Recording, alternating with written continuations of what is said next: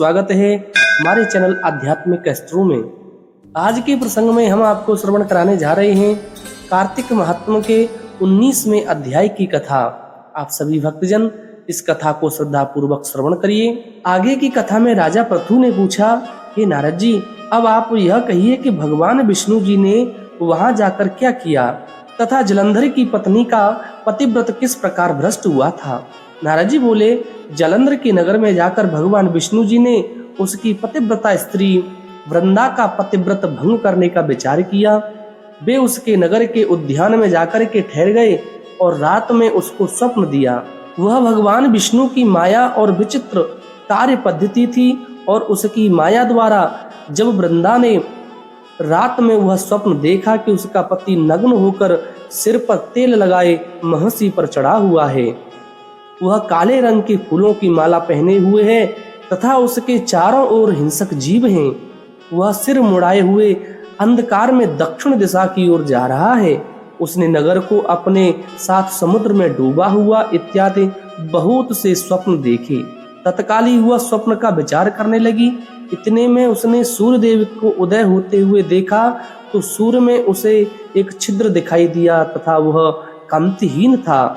इसे उसने अनिष्ट जाना और वह भयभीत होकर के रोती हुई छज्जे, अटारी तथा भूमि कहीं भी शांति को प्राप्त नहीं हुई।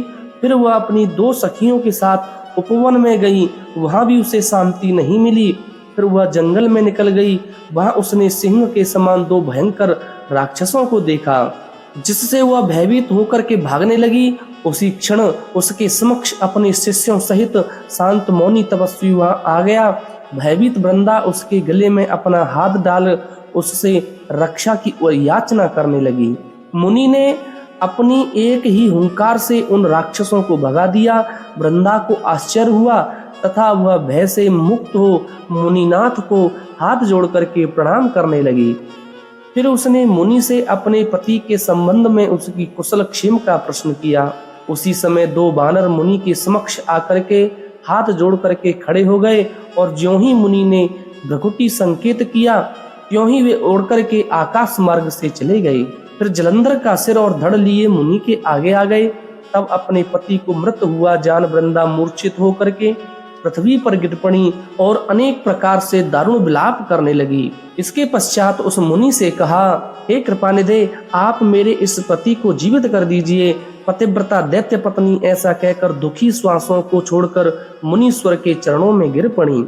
मुनीश्वर ने कहा, यह शिवजी द्वारा युद्ध में मारा गया है, जीवित नहीं हो सकता, क्योंकि जिसे भगवान शिव मार देते हैं वह कभी जीवित नहीं हो सकता, परंतु शरणागत की रक्षा करना सनातन धर्म है, इसी कारण कृपा करके मैं इसे जिलाए देता हूँ।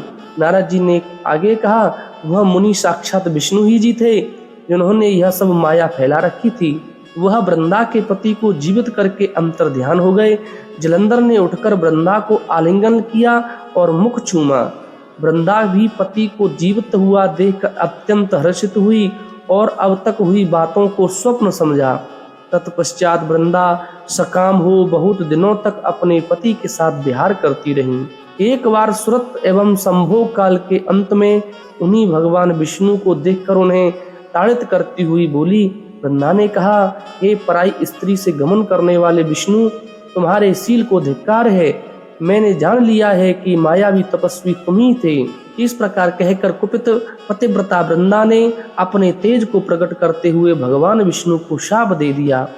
वृंदा बोली, तुमने माया से दो राक्षस मुझे दिखाए थे, वही दोनों राक्षस किसी समय तुम्हारी स्त्री का हरण करेंगे। सर्वेश्वर जो तुम्हारा शिष्य बना है यह भी तुम्हारा साथी रहेगा। जब तुम अपनी स्त्री के विरह में दुखी होकर विचरोगे उस समय वानर ही तुम्हारी सहायता करेंगे। ऐसा कहते हुए पतिव्रता वृंदा अग्नि में प्रवेश कर गई। ब्रह्मा आदि देवता आकाश से उसका प्रवेश देखते रहे। वृंदा के शरीर का तेज पार्वती जी के शरीर में जाकर के समा गया। पतिव्रत के प्रभाव से वृंदा ने मुक्ति को प्राप्त कर लिया।